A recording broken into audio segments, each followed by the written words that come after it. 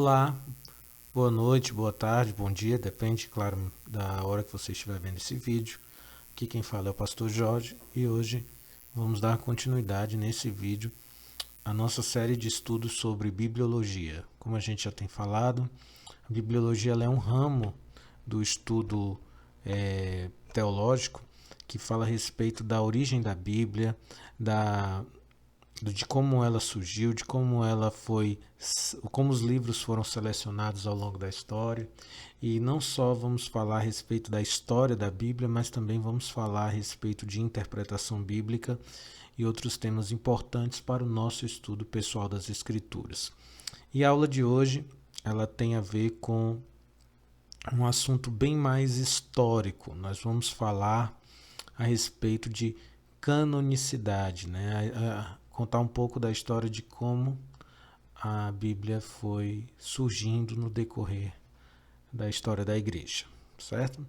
Então peço a atenção de vocês nessa aula e reforço que a gente vai estar aqui disponível através das mensagens aqui do YouTube para tirar dúvidas, qualquer questionamento que você tenha em relação a esse assunto, a gente vai tentando dar maiores esclarecimentos através dos comentários, tá bom? Vamos lá.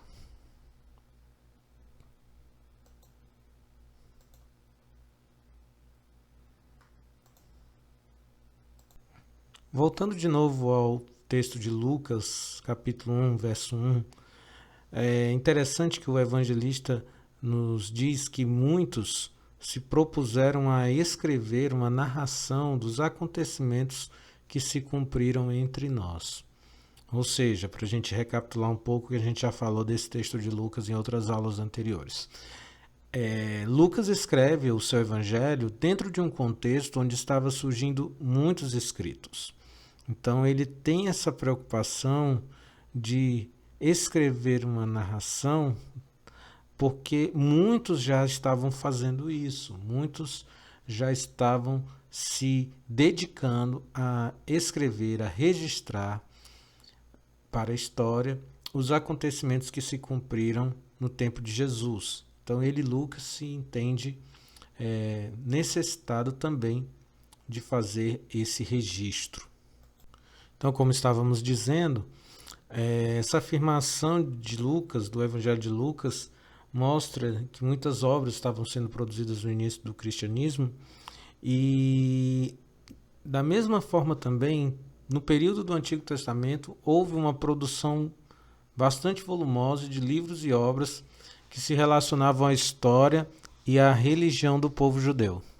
Só que eu não sei se vocês já percebem de cara o problema disso que nós estamos dizendo, porque se havia muitos escritos, tanto no tempo do Novo Testamento, quanto houve no período do Antigo Testamento, muitos escritos, muitos livros produzidos, livros que se diziam ser de autor A, de autor B, de autor C.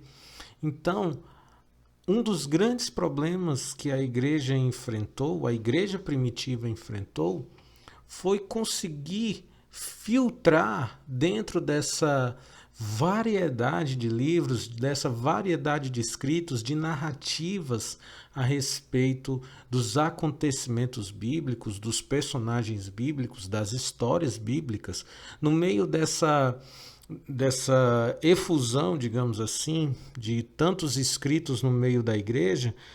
Um dos grandes trabalhos que a igreja vai ter é separar esses livros, separar quais são os livros inspirados, quais são os livros que não são inspirados por Deus, quais são as obras que nós devemos considerar como obras inspiradas, obras que são fruto da revelação direta de Deus, fruto da manifestação direta de Deus ao homem, trazendo a revelação, o conhecimento do Evangelho, e quais são os textos ou as narrativas que não possuem essa inspiração. Essa foi a grande questão. E essa é também a nossa pergunta de hoje do estudo. Quais são os critérios que a igreja utilizou para identificar se uma obra é inspirada por Deus ou não? Essa é uma pergunta que nós queremos responder hoje. Quais critérios? Como ocorreu o processo de canonização? E aí, para você entender o restante do estudo, eu preciso definir com vocês aqui o conceito de canonização. Canonização ou canonicidade, no caso, é o estudo que trata do reconhecimento e da compilação dos livros que foram dados por inspiração de Deus. Dentro desse processo de canonicidade ou canonizar um livro, é que vai se determinar se aquele livro cumpre os critérios mínimos para ser uma obra dita inspirada, uma obra inspirada por Deus. Essa palavra canonização ou canonicidade vem do grego cânon, que significa vara ou régua. Essa palavra também era usada simbolicamente para regra de conduta. Quando se tinha uma regra de conduta, uma regra de comportamento, uma regra de procedimento de um grupo, dizia-se que ali estava o seu cânon, estava ali a sua regra. A Bíblia é a regra de conduta dos cristãos. Então, por isso que nós chamamos a coletânea de livros que nós temos de cânon bíblico. É o cânon da Bíblia, a regra da Bíblia. Aqueles livros que estão dentro do que a igreja, ao longo de séculos, conceituou ser os livros inspirados. Então, a Bíblia ela é um produto de séculos de discussões, de debates entre os teólogos, pais da igreja, os discípulos que vieram logo após os apóstolos. Então, houve um debate, houve uma tradição na igreja no decorrer de muitos séculos, por volta de 3 séculos mais ou menos, discutindo, debatendo, aperfeiçoando a percepção e as regras daquilo que era um livro inspirado do que não era inspirado. E aí a gente dá a essa seleção, a essa capacidade, esse tratamento de reconhecer um livro quando ele é ou não inspirado, de canonização, ok? Então, irmãos, a partir desse ponto, nós vamos entrar num assunto um pouco mais histórico. Nós vamos falar um pouco da história da formação do cânon bíblico. Mais especificamente, essa aula vai ser focada na formação do cânon do Novo Testamento. Como ele foi formado, como ele foi compilado, pois o foco dessa aula seria isso. Se a gente for falar da compilação, falar diretamente da compilação dos livros do Antigo Testamento, aí a aula ficaria muito extensa, o que não é o nosso foco. Então a gente vai priorizar um pouco o Novo Testamento, mas vamos mencionar também a questão de quando foi finalizado o cânon do Antigo Testamento, tá bom? Para a gente entender a história, a gente tem que perceber que no início da igreja primitiva, com os apóstolos, com os discípulos dos apóstolos, naquela época ali inicial, não havia uma diferença clara entre um escrito inspirado e um escrito que hoje nós chamamos de apócrifo. Na verdade, no início da igreja primitiva, nós tínhamos pouquíssimos escritos. Os evangelhos, eles já são mais ou menos datados da segunda geração de cristãos, e no começo da igreja ali, o que estava sendo produzido, na verdade, de documentação, de escrita, eram as cartas paulinas. Mas não havia essa diferença muito clara para eles do que era um livro apócrifo. Inclusive, eles não tinham essa diferença tão clara em relação a apócrifos do Antigo Testamento. E na própria Bíblia a gente pode encontrar exemplo de como esses primeiros cristãos não faziam essa diferença tão clara entre um livro inspirado e um livro não inspirado, certo? Vamos ver aqui um exemplo. Se você abrir a sua Bíblia, por exemplo, em Judas, e olhar os versículos 6, 14 e 15 da carta de Judas, você vai verificar ali que ele faz citações de trechos de um livro chamado Livro de Enoque, que é um livro que não entrou no cânon do Antigo Testamento. Ele é um livro que foi atribuído a Enoque, aquele personagem lá do Gênesis que foi arrebatado aos céus. E esse livro ele é atribuído como um livro de visões que Enoque teve, de revelações que Deus deu a Enoque, e que ele era um livro muito lido e muito conhecido dentro da igreja primitiva. Acredita-se também, inclusive, que algumas passagens do livro de Enoque eles tenham influenciado a apocalíptica. Livros como o Apocalipse de João tem alguns trechos que são semelhantes em algumas partes com as ideias do livro de Enoque, mas o livro de Enoque, os judeus analisaram esse livro e detectaram que ele não é um livro inspirado, ele não é um livro que está na mesma categoria de livros como do profeta Isaías, livros como Deuteronômio, Gênesis, ele não está dentro do mesmo nível de inspiração. Até porque a datação do livro de Enoque impossibilita que o próprio Enoque tenha sido o autor do livro. Então já é um problema. Mas isso mostra que a igreja primitiva, os primeiros autores, eles não era tão claro para eles quando um livro era ou não inspirado, tanto que ele utiliza. Outro versículo que a gente vê de Judas é o versículo 9, em que ele faz uma citação de um outro apócrifo que não entrou na Bíblia hebraica, que chama-se A Ascensão de Moisés. Lá ele fala da disputa pelo corpo de Moisés entre o anjo e o diabo que disputaram ali o corpo. Essa narrativa, essa história específica é extraída de um livro apócrifo chamado Ascensão de Moisés, que não foi considerado inspirado nem pela igreja, nem pelos judeus. Portanto, esses são exemplos que nos mostram que não estava muito claro para os primeiros autores bíblicos, para aqueles que escreveram os livros e epístolas que nós temos hoje, a definição não era tão clara e tão nítida entre um livro ser inspirado ou um livro não ser inspirado, certo? Isso nos mostra, gente, que houve uma certa tolerância na proliferação de escritos durante o século I e o século II, não sendo uma preocupação destacada, principalmente da igreja, a questão da origem dos escritos.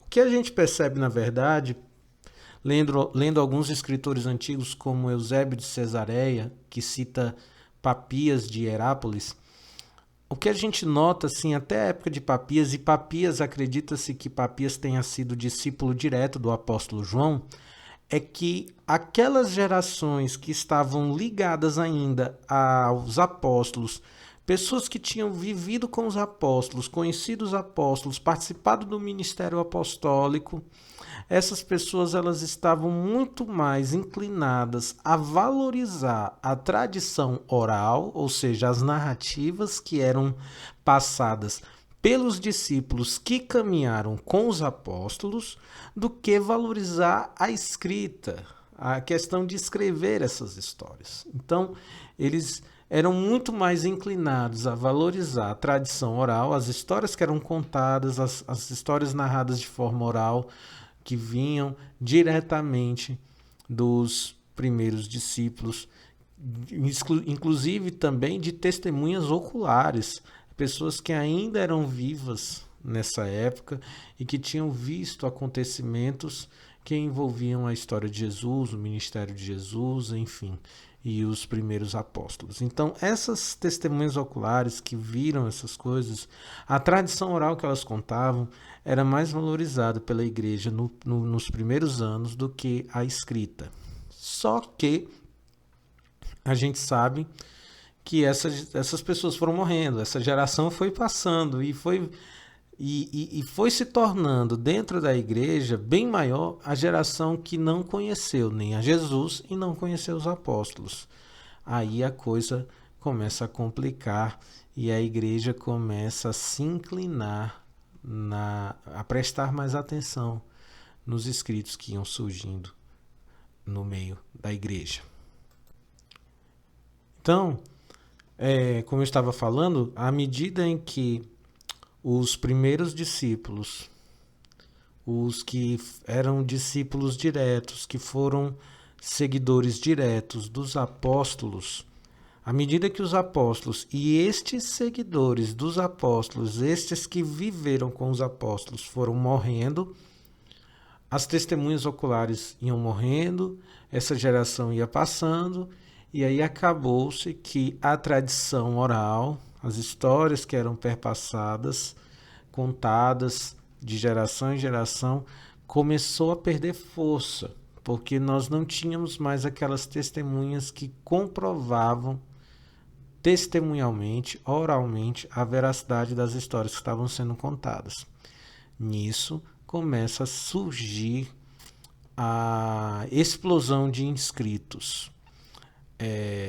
E aí, gente, uma das primeiras, digamos, tentativas de formar uma lista de livros para guiar a fé de um grupo é a tentativa feita pelos movimentos que hoje nós chamamos, por causa da história da igreja, de movimentos heréticos e separatistas. Mas isso vale muito do ponto de vista de cada pessoa, tá? Eu não quero ser aqui taxativo de determinar de herético ou separatista, porque na época em que esses grupos surgiram, não havia ainda uma doutrina fixada, martelada, oficializada, uma doutrina chamada uma doutrina comum a todos. O cristianismo ele era muito mais fragmentado, por exemplo, do que é hoje. Então ele tinha uma fragmentação muito maior. E aí é desses grupos que hoje nós chamamos de grupos heréticos, mas que naquele tempo eram variações do cristianismo, esses grupos começam a formar suas próprias listas, seus cânons, seus compêndios, no caso de livros oficiais. E uma das primeiras seitas que vai fazer isso, ou dos primeiros heréticos que vão fazer isso, é Marcião de Sinope, por volta do ano 85 a 160. Esse homem, ele acreditava piamente que o cristianismo deveria romper com a tradição judaica e romper com o Antigo Testamento. Para que você entenda, Marcião ele tinha uma crítica muito forte ao Antigo Testamento, e Marcião, influenciado também pela filosofia de Platão, filosofia grega, ele acreditava que o Deus do Antigo Testamento e o Deus de Jesus eram deuses diferentes, eram entidades diferentes. Marcião acreditava que o Deus do Antigo Testamento ele era um Deus maligno, e baseado na filosofia platônica, ele acredita que esse Deus é o demiurgo, o Deus mau que cria a matéria. E a matéria é má. Segundo a filosofia grega, a matéria é má, é corrompida. Então, o Deus do Antigo Testamento é esse Deus maligno da filosofia. E o Deus de Jesus, o próprio Cristo, ele é o Deus bom. Ele é diferente. Ele veio para vencer, na verdade, o Deus do Antigo Testamento, que é um Deus mau.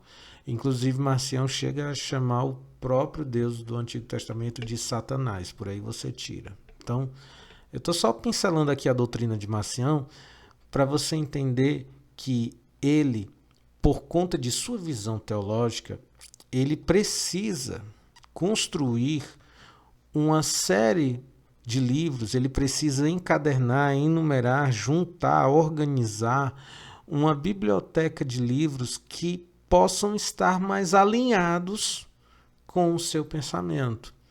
E aí ele é o primeiro a formar, digamos assim, ele faz a primeira tentativa de uma Bíblia cristã. E esses livros são selecionados, logicamente, de acordo com a sua percepção teológica. E nós já estamos falando, gente, de final do século I, início do século II, porque Marcião, por exemplo, nasce no fim do século I e ele vai morrer na metade do século II. Então, a gente está falando de início do século II. Os apóstolos já haviam morrido, os seguidores principais, aqueles que foram alunos diretos dos apóstolos também haviam morrido, e aí a tradição oral estava bastante enfraquecida, surgiam vários escritos. Foi nessa época que foram surgindo também, nesse final do século I, surgindo alguns dos evangelhos. E as cartas de Paulo vão ganhando uma certa popularidade e outros escritos apócrifos também vão sendo produzidos. E no meio dessa confusão, onde não se entendia-se mais nem o que era tradição oral e nem o que era tanto escritos, Marcião é o primeiro a se propor a fazer uma separação e dizer, olha, esses livros aqui são livros inspirados. E quais são os livros que o grupo formado por Marcião separaram? Qual foi o primeiro cânon que ele criou? Qual foi a primeira lista de livros? Essa lista ela considerava somente o Novo Testamento, claro, excluía todo o Antigo Testamento. E só que do Novo Testamento, Marcião excluiu muita coisa também. Ele considerava que o único evangelho digno de confiança era Lucas. Então, na Bíblia de Marcião só tinha o evangelho de Lucas. E ele separou 10 epístolas de Paulo que ele considerava serem as epístolas principais. Dentro dessas epístolas, claramente estava Romanos e Gálatas, por conta da questão entre a lei e a graça, que era uma luta que Marcião defendia, uma visão teológica que Marcião defendia, que era esse rompimento total do cristianismo com o Antigo Testamento e a teologia e perspectivas judaicas. Então ele vai separar a Bíblia dele tem 10 epístolas de Paulo e o Evangelho de Lucas, e tá bom demais. Ele se resume apenas nisso, certo? Então, esse grupo é o primeiro grupo a trazer, digamos assim, um problema para a igreja em relação à questão de escritos. E aí vai obrigar a igreja a rever a sua doutrina a respeito de quais são os livros inspirados ou não. Então, Marcião é aquele cara que vai dar o pontapé, vai acender a luz amarela da igreja para que ela pudesse parar para pensar em fazer uma seleção, um filtro dos livros inspirados. Marcião não foi o único separatista, digamos assim, que constituiu um cânon. Outros também fizeram isso. Grupos como os nazarenos, os ebionitas e os eucasaitas, eles foram grupos que surgiram dentro da igreja, e esses grupos eles rejeitavam as obras de Paulo por considerarem que essas obras elas eram contrárias ao Antigo Testamento. Aqui a gente já está vendo o inverso, tá, pessoal? Surgiram seitas e grupos dentro do cristianismo que eram contrárias à dependência do Antigo Testamento, queriam romper totalmente com toda a teologia, com toda a doutrina que vem do Antigo Testamento. Nós tínhamos isso dentro da igreja muito forte, mas também tinha os grupos que, ao contrário, defendiam, na verdade, que o cristianismo deveria permanecer como um grupo dentro do judaísmo. Essa separação ela nunca ficou muito nítida na igreja, pelo menos nos primeiros 2 séculos. Então haviam grupos, sim, que defendiam uma visão mais legalista do evangelho, uma visão que permanecesse mais vinculada às doutrinas do judaísmo. E esses autores, por exemplo, eles rejeitavam Paulo como um autor inspirado por Deus. Eles consideravam as cartas de Paulo como algo ofensivo, porque na teologia deles o cristão deve se aproximar mais das leis judaicas, pois Cristo não veio revogar essas leis.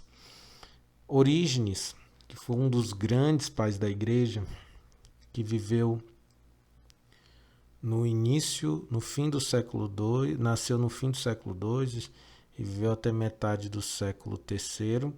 Esse foi um dos grandes teólogos da igreja, foi um dos primeiros pais da igreja a tentar constituir um cânon bíblico a partir de uma seleção de livros existentes na época.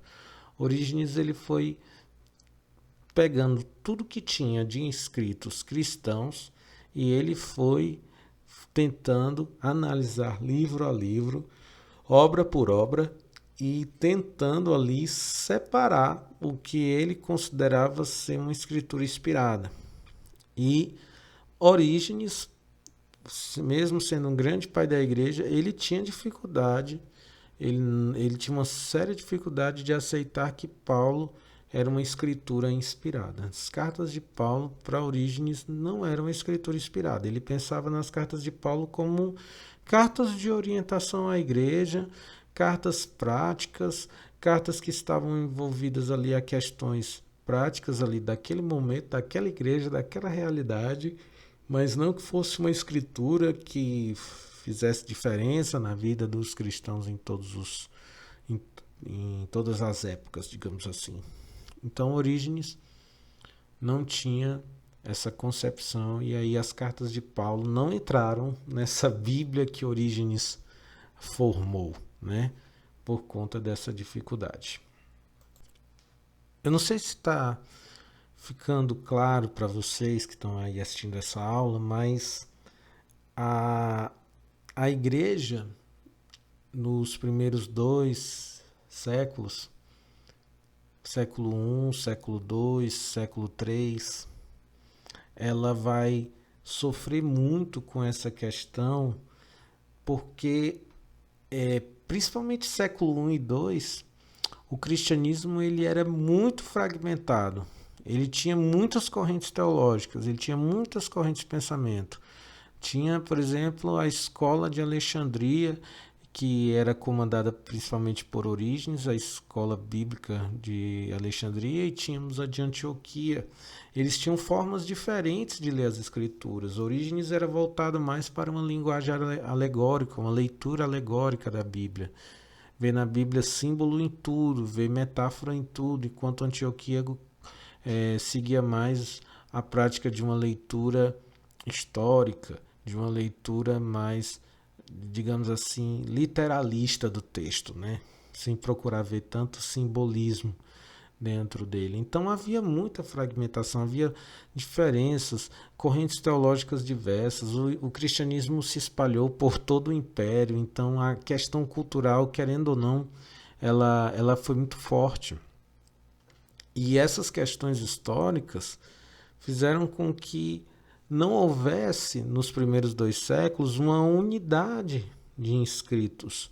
Os escritos bíblicos que nós temos hoje como oficiais, em algumas regiões eram aceitas, em outras não eram aceitas, dependia do foco, do tom teológico de cada local, porque a igreja estava em formação, ela ainda estava sendo constituída, então era normal que acontecesse isso. Havia muitas igrejas que utilizavam livros, como por exemplo um livro que não entrou no Novo Testamento, mas que pelos achados arqueológicos a gente já descobriu que é um livro que era muito usado pela igreja primitiva, que é o Pastor de Hermas, que é um livro muito mais com ensinamentos morais a respeito do cristianismo, e outros livros que acabaram não entrando, como Apocalipse de Pedro e coisas do tipo, que eram usados pela igreja, lidos inclusive em cultos, mas não havia uma unidade.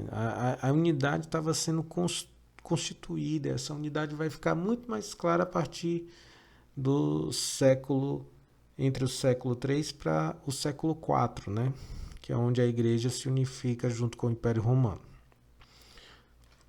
Mas é a partir dessas questões históricas, e principalmente com os movimentos de gnosticismo cristão, que aí eu não vou explorar com vocês, porque teria que ser uma aula de história da igreja. E hoje a aula não é essa.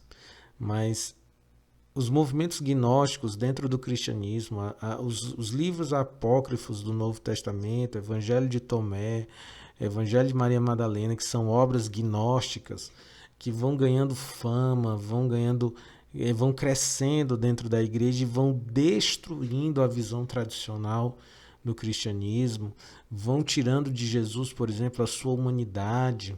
Jesus não é mais humano, mas é um ser divino com aparência humana sobre a terra, e todos os outros ensinos gnósticos, eles vão forçando a igreja a definir uma regra de fé, uma regra que pudesse selecionar os livros dignos de aceitação, porque os gnósticos já estavam dizendo quais eram os livros dignos.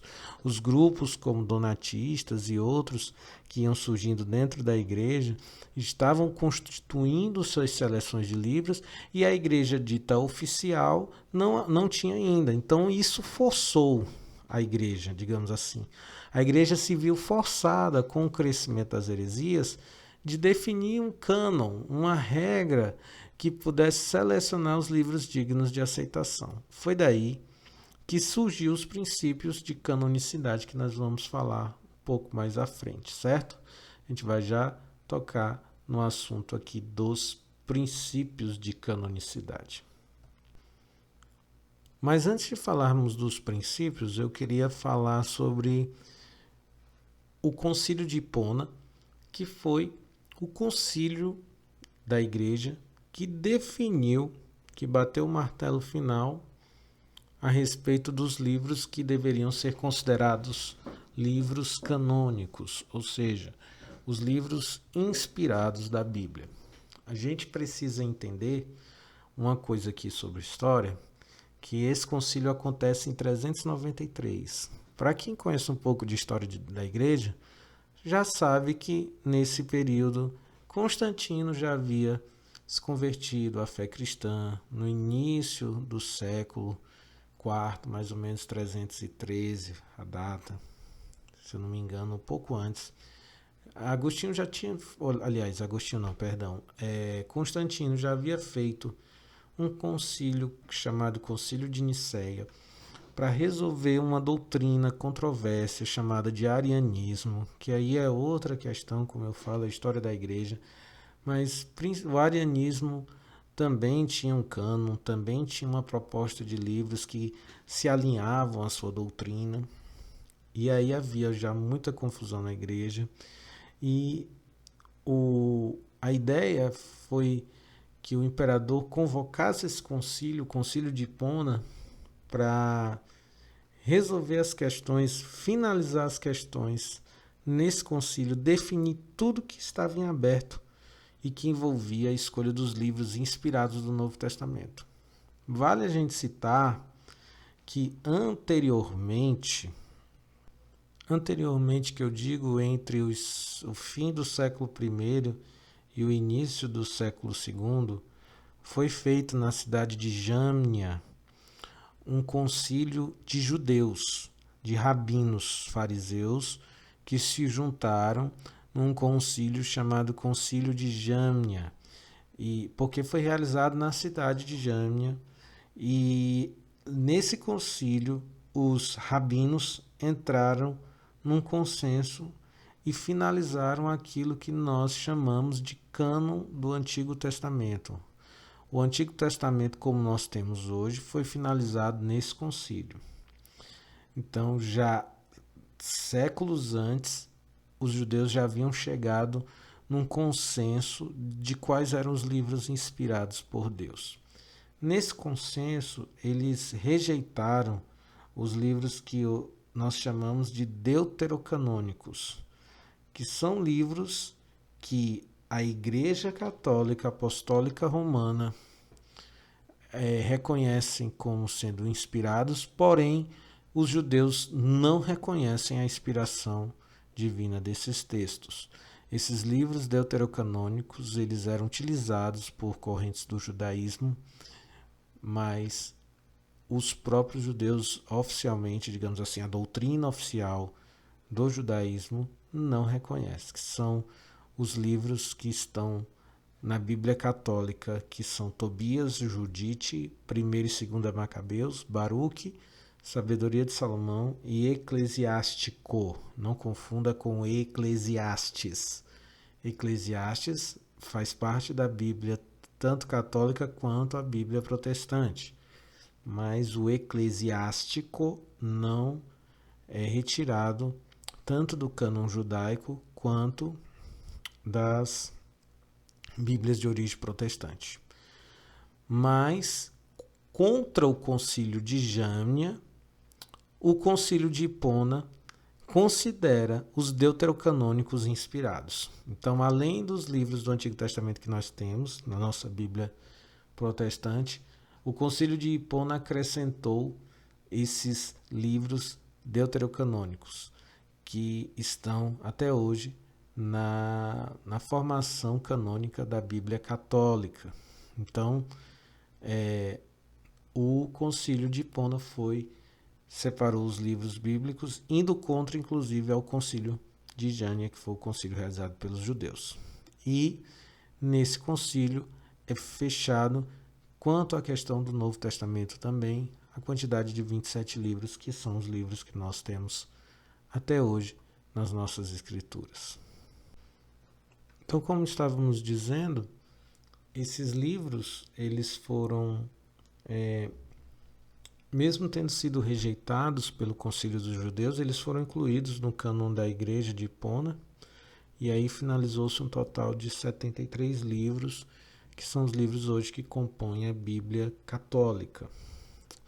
Posteriormente, já no período da Reforma Protestante, Lutero e os reformadores, eles questionaram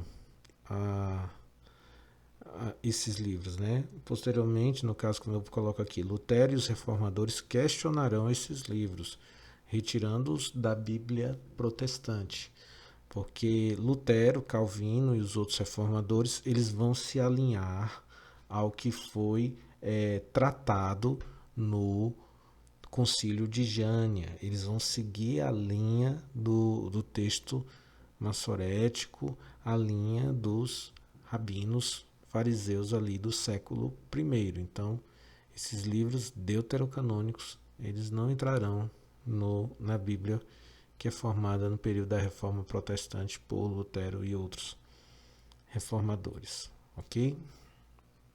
Então, de novo, por que a gente está falando, por que a gente passou esse tempo todo falando da história, de como foi constituído os livros, da história do surgimento do cânon bíblico? Para a gente entender que houve um trabalhar de Deus muito grande no meio disso tudo para preservar os escritos bíblicos. Vejam que os escritos que hoje compõem a nossa Bíblia, eles vão ser alvo de questionamentos, de brigas, de disputas teológicas, disputas políticas, principalmente quando a igreja ela se torna aliada do Império Romano. Quando Constantino se converte ao cristianismo, quando ela vai sendo alinhada aos interesses do Império, há muito debate, há muita discussão de cunho político mesmo a respeito dos livros que deveriam ou não entrar no cânon.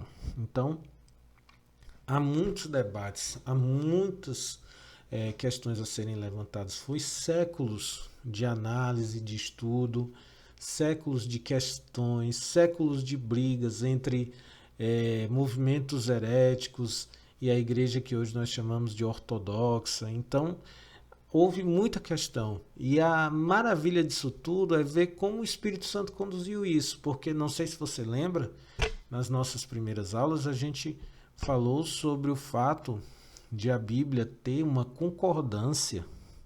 Ela está alinhada, ela é um texto de hiperlink, ela está conectada, ela está totalmente alinhada, Antigo e Novo Testamento, e isso, para haver esse alinhamento, teve que haver também uma ação, que eu diria sobrenatural, uma ação do Espírito Santo mesmo, para que os livros que entrassem na seleção, no cânon bíblico, fossem os livros adequados. Então, no meio de tanta disputa teológica, de tantas questões, de tantas brigas, desavenças, disputas políticas, ideológicas dentro da igreja, o Espírito Santo preservou a revelação de Deus ao homem, preservou os livros e conduziu esse processo. Se você me perguntar, Pastor Jorge, como foi que o Espírito Santo conduziu isso? Eu não vou saber lhe dizer. É uma obra sobrenatural. É algo que só o Espírito Santo poderia ter feito no meio de tantas questões humanas que formavam a realidade da igreja daquele tempo. o Espírito Santo conduziu e fez com que os livros fossem separados, fossem de fato aqueles livros que são inspirados por Deus. E nesse período, nessa construção histórica, foi se levantado os princípios de canonicidade. E eu vou falar para vocês hoje de pelo menos 5 princípios para a gente entender basicamente como que a igreja antiga selecionou um livro de inspirado para um livro não inspirado. Beleza? Então agora a gente vai falar um pouco sobre os princípios. O primeiro princípio que os nossos irmãos mais antigos, os irmãos primitivos, consideravam o primeiro princípio para se verificar se um livro era ou não inspirado por Deus, é ver se dentro dele continha uma afirmação direta, profética da revelação de Deus. Afirmações como assim diz o Senhor, que a gente vê muito nos livros dos profetas, como em Isaías ou em Jeremias, eram indicativos para serem analisados de inspiração ou não de um livro. Não é que todo livro que tinha assim diz o Senhor, pronto, esse livro é um livro canônico. Não, porque tem livros apócrifos que têm essa mesma frase, assim diz o Senhor. Então, entenda que um critério ele era visto em conjunto. Um critério não era analisado separadamente para definir. Não era uma análise isolada. Esse texto tem a frase assim diz o Senhor, então vamos colocar ele na Bíblia porque tem essa frase. Não era assim que funcionava, tá? Mas um livro que continha afirmações de que Deus diretamente estava falando e havia essa compreensão, essa inspiração do Espírito Santo de entender que aquilo realmente era uma palavra de Deus, aquilo era um critério sim para que um livro fosse considerado canônico, um livro para entrar na lista dos livros bíblicos.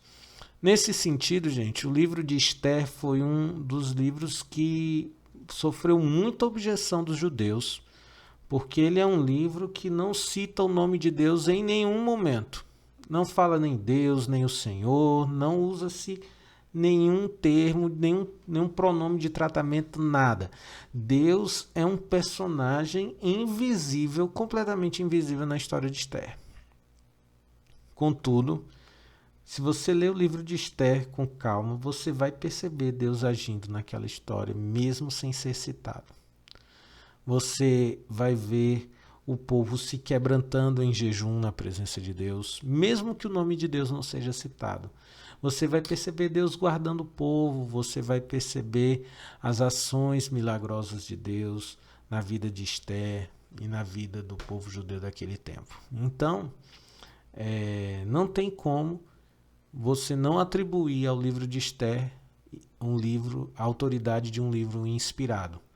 Porque mesmo sem citar o nome de Deus, ele contém muita verdade a respeito daquilo que Deus fez ao povo judeu. Então ele entra como um livro canônico, apesar de não cumprir diretamente esse primeiro critério. Esse é um exemplo que eu estou dando para que você entenda o que eu estou falando, tá bom? Vamos agora para o segundo critério. O segundo critério de canonicidade de um livro bíblico deveria ser se ele tinha uma origem vinculada a um profeta, a um personagem bíblico. Nesse caso, se analisava a questão da autoria humana do texto. O autor daquele texto ele deveria ser reconhecido como um servo de Deus ou profeta. Então, se analisava a quem era atribuído aquele livro e se estava alinhado com isso. Por isso aqui é uma questão muito importante para a gente entender por que o livro de Enoque foi um livro reprovado. Porque o livro de Enoque ele tem características no seu estilo, no seu vocabulário, na sua escrita, tem estilo muito claro que indica que o autor desse livro, quando escreveu, ele viveu por volta do século III antes de Cristo. Então, hoje, os autores que analisam a origem dos livros, eles são unânimes, a grande maioria defende que a data de produção do livro de Enoque foi por volta do século terceiro antes de Cristo. Nesse período, Enoque não estava aqui entre nós, certamente não estava. Porque se o Enoque que o livro fala é o Enoque lá do Gênesis, então, gente, a diferença é de milênios.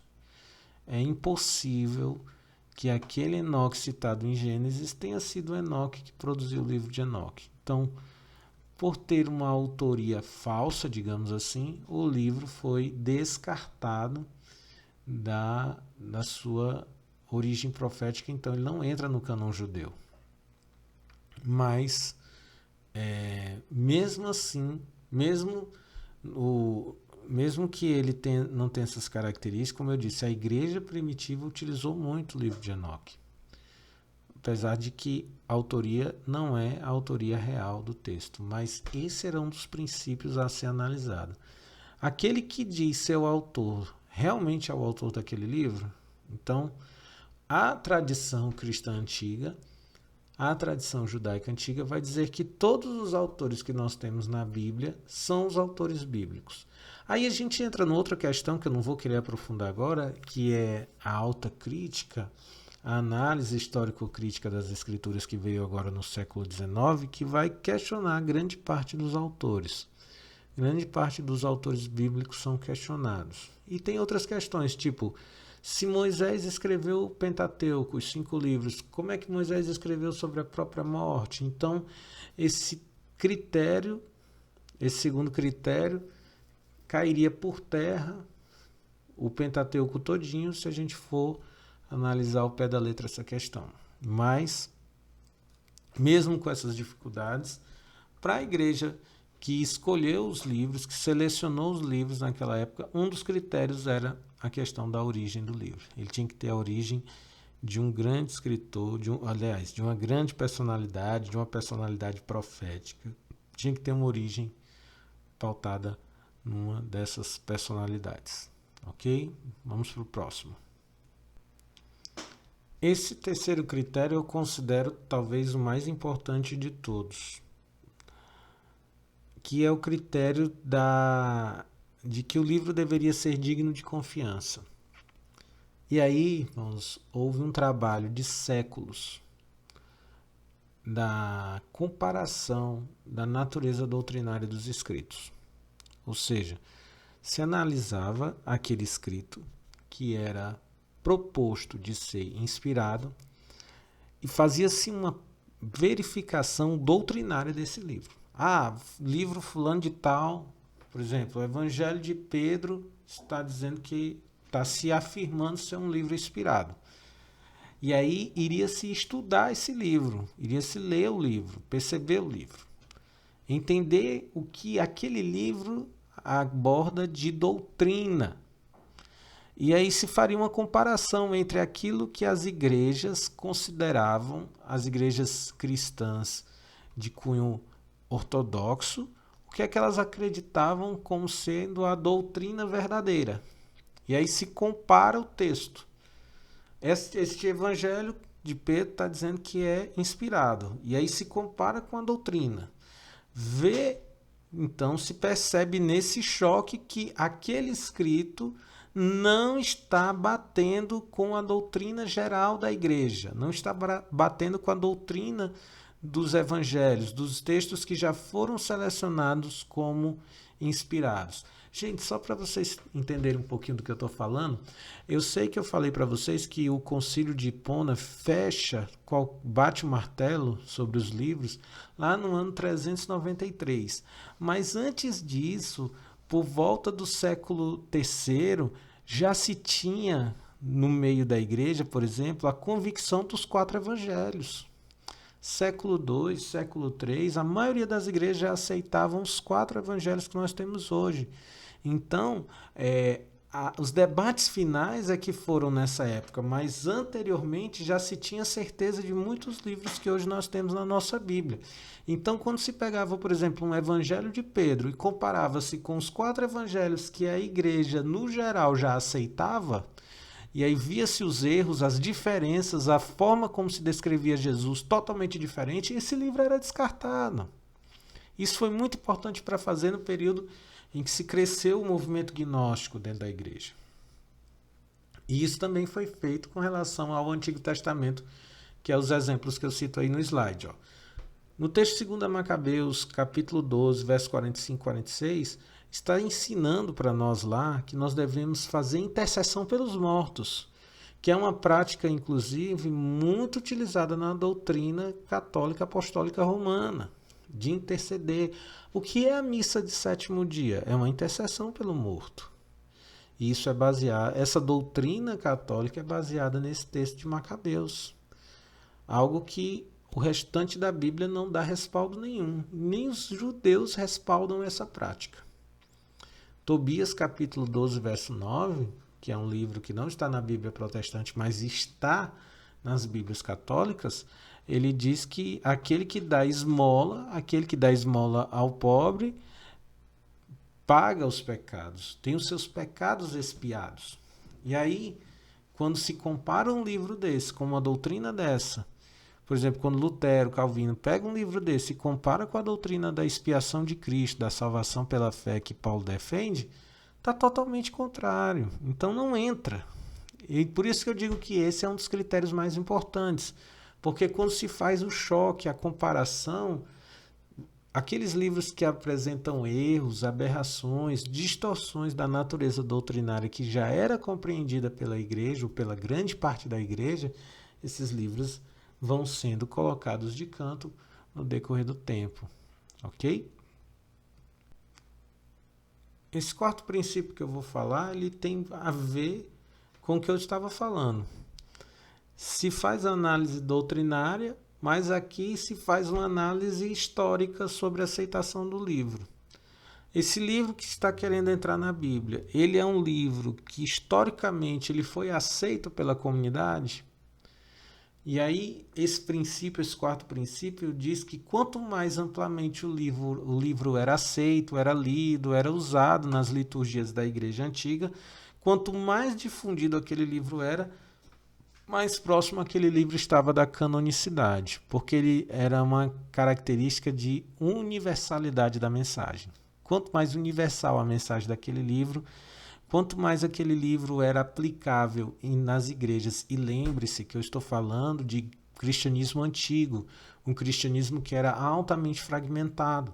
Então, se aquele livro conseguia falar uma mensagem universal no meio dessas divisões, e era aceito no meio dessas divisões, era um ponto positivo, bastante positivo, para que esse livro entrasse no cânon. Essa é uma questão, por exemplo, que vai fazer com que algumas pessoas questionem, por exemplo, por que o Pastor de Hermas, que foi um livro muito usado pela igreja no geral, não entrou na Bíblia. Aí é outras questões, detalhes que a gente vai ver mais à frente, porque o Pastor de Hermas vai tratar muito de questões de moralidade. E aí a questão bíblica é muito mais trabalhar os princípios éticos do que a questão de moralidade, até porque a questão de moralidade entraria muito em lei, legalismo, e era uma coisa que a igreja queria evitar para se distanciar da doutrina judaica. Mas é nesse ponto que a gente vê que livros que eram muito usados pela igreja não entraram, tá? E o nosso último princípio de canonicidade, e não menos importante, lógico, é a capacidade transformadora que o livro tem. Então, se procurava entender se aquele livro que era candidato a entrar na lista de livros sagrados, se analisava se aquele livro ele tinha testemunho de que mudou vidas. Tipo, alguém leu esse livro e teve a sua vida transformada por ele.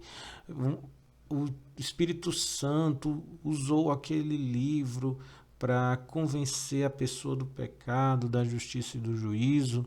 Então, se procurava entender o poder espiritual que aquele livro exercia em vidas, no sentido de transformar essas vidas. E isso era um princípio que estava já colocado pelo próprio apóstolo Paulo em 2 Timóteo 3, 16 e 17, que diz assim: pois toda a escritura sagrada é inspirada por Deus e é útil para ensinar a verdade, condenar o erro, corrigir as faltas e ensinar a maneira certa de viver.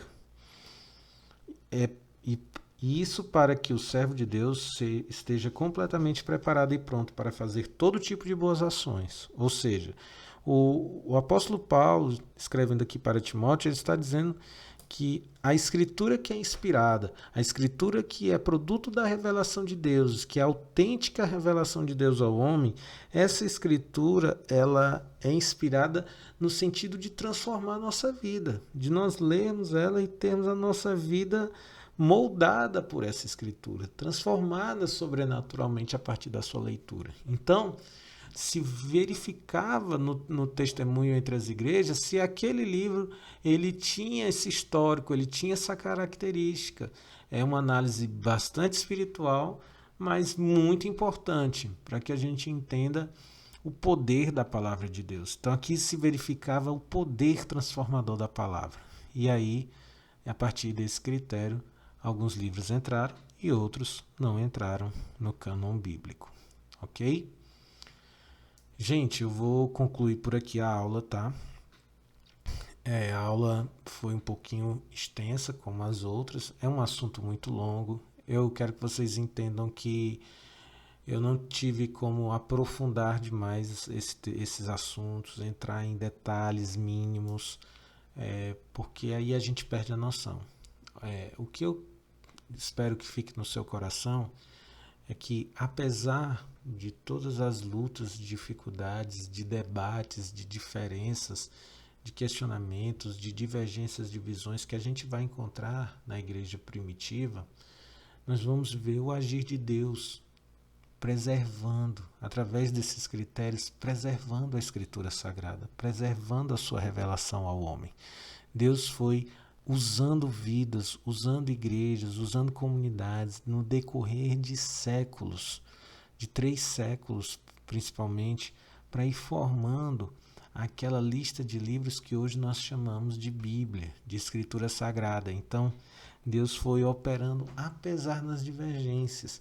E muitas vezes foram as divergências, muitas vezes foram os que nós hoje chamamos de herege, foi graças a eles. Deus usou essas pessoas para forçar a igreja a sair da tradição oral e se preparar para um tempo em que gerações surgiriam, inclusive a nossa hoje, gerações iriam surgir e que essas gerações precisavam ouvir a Cristo e as testemunhas oculares já não existiam, tinham morrido, já tinham partido para a glória.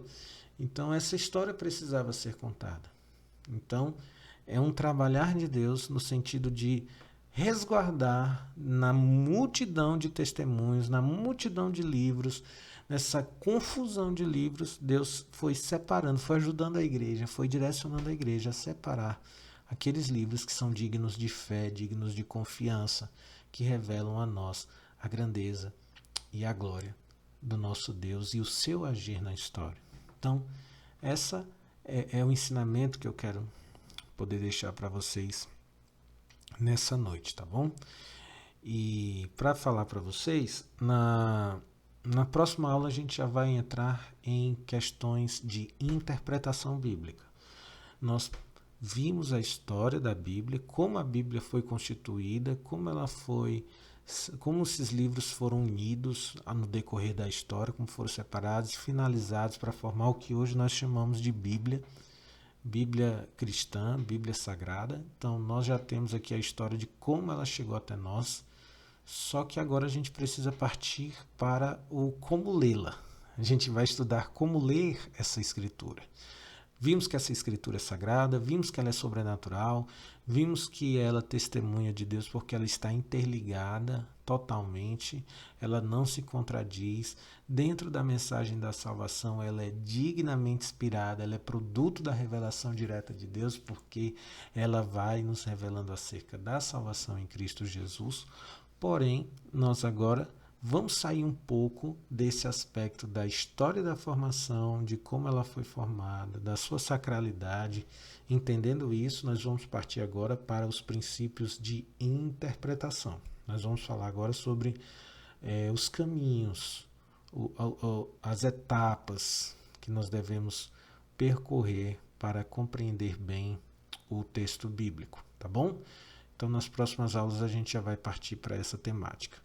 Então, estuda essa aula direitinho, tenta fazer suas anotações, tira dúvidas. Eu estou aqui para tirar dúvida para vocês, não só aqui no canal do YouTube, mas também no nosso grupo do WhatsApp lá da igreja, tá bom?